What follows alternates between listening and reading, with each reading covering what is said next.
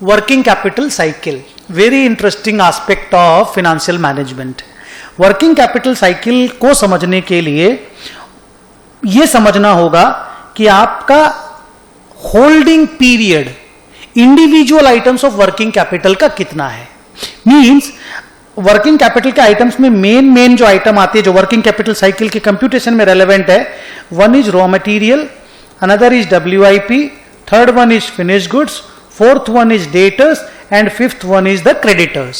तो इन पांचों का होल्डिंग पीरियड मींस आप रॉ मटेरियल खरीदने के बाद मशीन में डालने में कितना वक्त लेते हैं, on an average raw material का होल्डिंग पीरियड क्या है, प्रोसेसिंग टाइम आपका कितना है, फिनिश गुड्स बनने के बाद बिकने में कितना वक्त लगता है, ये सब से एग्जांपल है।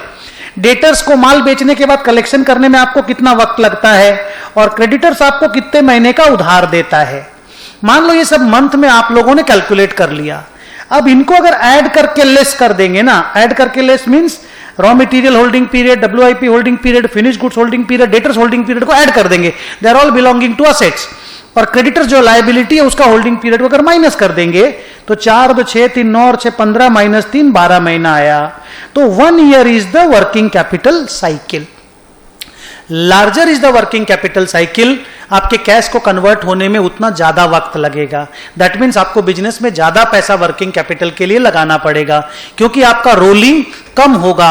मान लो किसी का वर्किंग कैपिटल साइकिल 3 साल का है तो 3 साल में उसका पैसा घूमेगा, और वही किसी का वर्किंग कैपिटल साइकिल अगर 3 महीना का है तो वो साल में 4 बार अपना साइकिल को घुमा लेगा, साल में 4 बार अपना धंधा को रोटेट कर लेगा, साल में 4 बार प्रोडक्शन साइकिल उसकी घूम जाएगी।